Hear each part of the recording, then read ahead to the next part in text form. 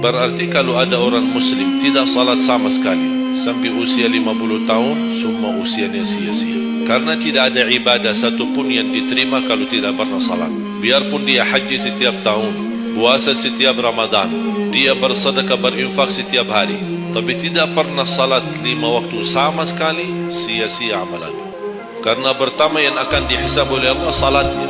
Kalau salat itu beres, baru akan ditanya yang lain. Kalau salatnya tidak ada, Allah tidak perlu bertanya.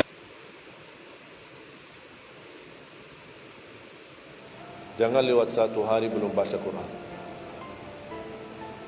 Tidak bisa baca, masih bisa simak, dengar, setelkan murattal dari HP-mu. Manfaatkan kondisi macet di Jakarta. Manfaatkan. Lagi naik motor, taruh apa ruginya? Ruginya apa?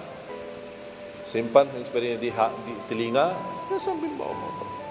Dengarin ayat suci Al-Quran.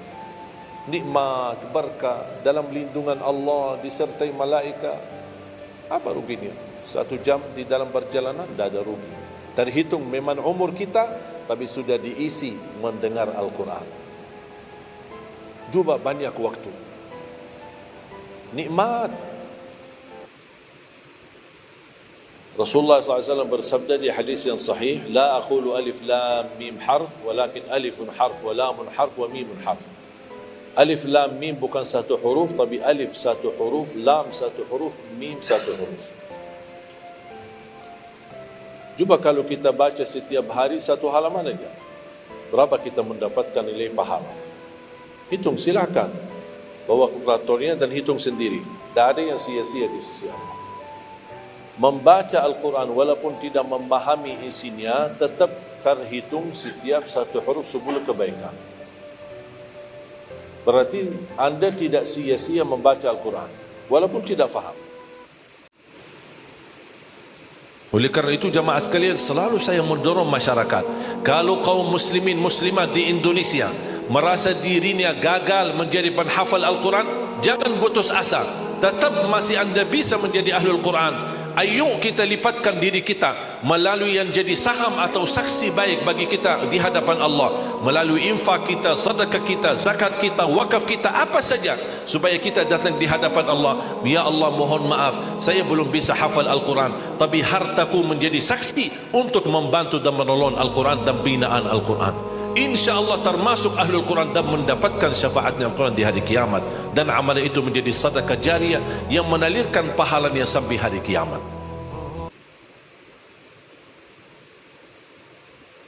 Walaupun anda malas menjaga sunnah qabliyah ba'diyah,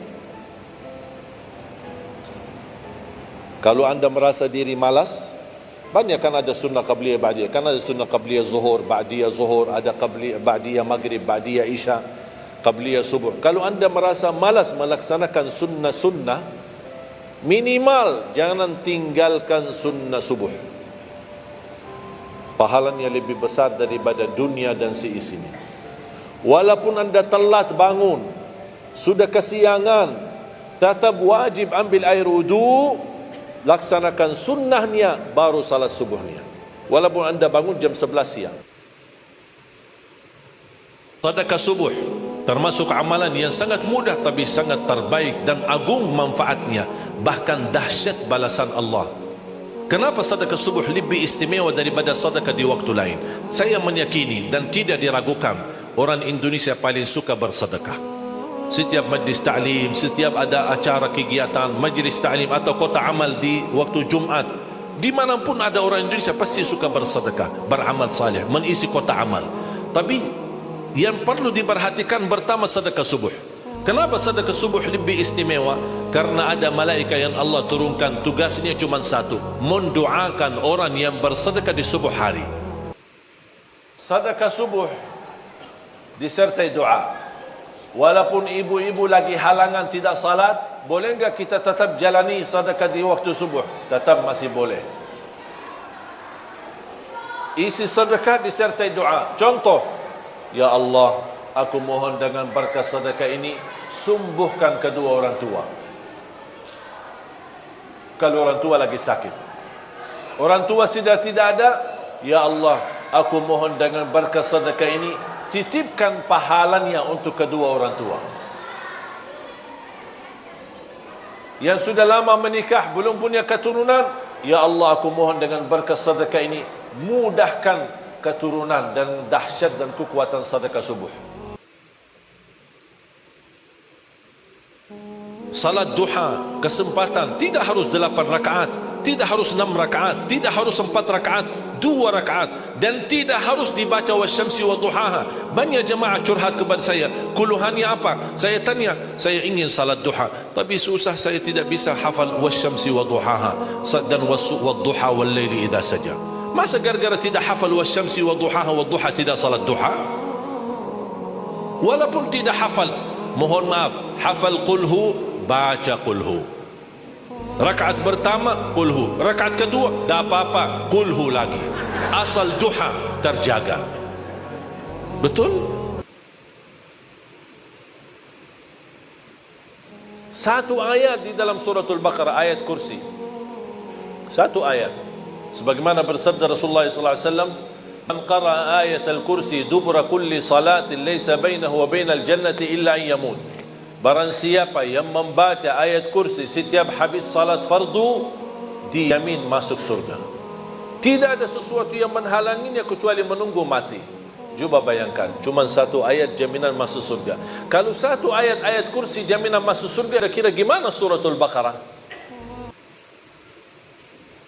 Jangan lewat satu malam tidak witir, walaupun tidak tahajud. Iman sah witir tanpa tahajud, boleh witir walaupun tidak tahajud. Saya punya kebiasaan, habis isya sunnah ba'diyah, habis itu 3 rakaat sunnah witir, 2 rakaat muqaddimah witir, salam, baru 1 rakaat witir, sudah selesai. Saya beraktivitas kembali. Rasulullah SAW bersabda, Inna Allah witir, yuhibbul witir fa'autiru. Allah maha witir, Allah cinta witir, jagalah witir.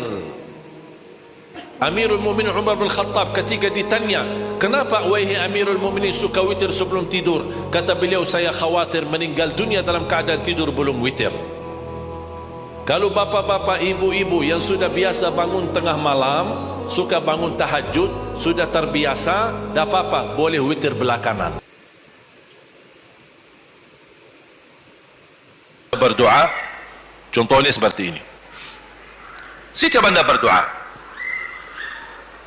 biasa mulai dalam bismillah dan memuji Allah Subhanahu wa taala. Cukup satu kata memuji Allah dalam segala pujian, alhamdulillahirabbil alamin. Segala puji bagi Allah. Ini mewakili semua pujian yang lain. Boleh diulangi berkali-kali. Alhamdulillahirabbil alamin. Alhamdulillah, sampai benar-benar merasa di hati. Kemudian bersalawat.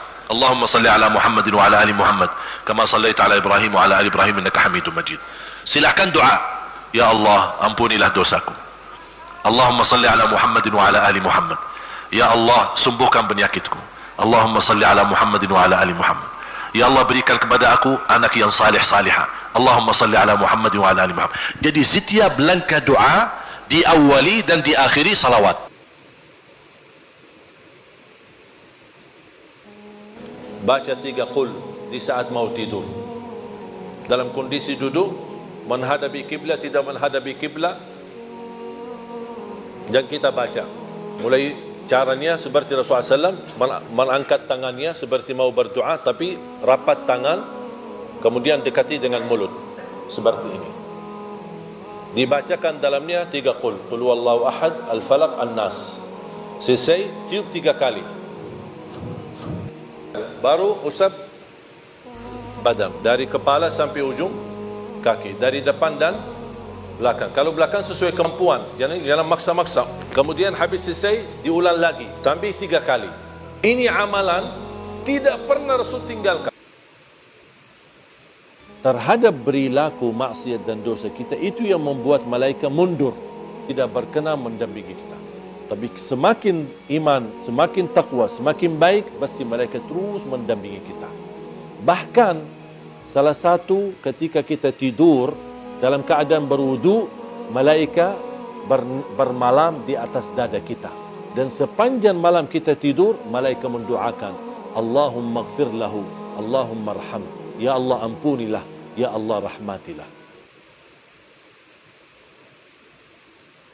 Semua yang bernyawa akan mati. Nabi Muhammad sallallahu alaihi wasallam sebaik-baik manusia sudah merasakan kematian. Para sahabat pun sudah merasakan kematian. Siapapun yang bernyawa dari seluruh makhluk, termasuk malaikat, akan merasakan kematian. Hanya Allah subhanahu wa ta'ala yang maha hidup. Allahu la ilaha illa huwal hayyul qayyum. Pemirsa yang dimuliakan Allah subhanahu wa ta'ala, ingat mati adalah selalu membuat kita istiqamah beramal salih, menjauhkan kita dari fitnah dunia, menjauhkan kita dari berlebihan menurusi dunia.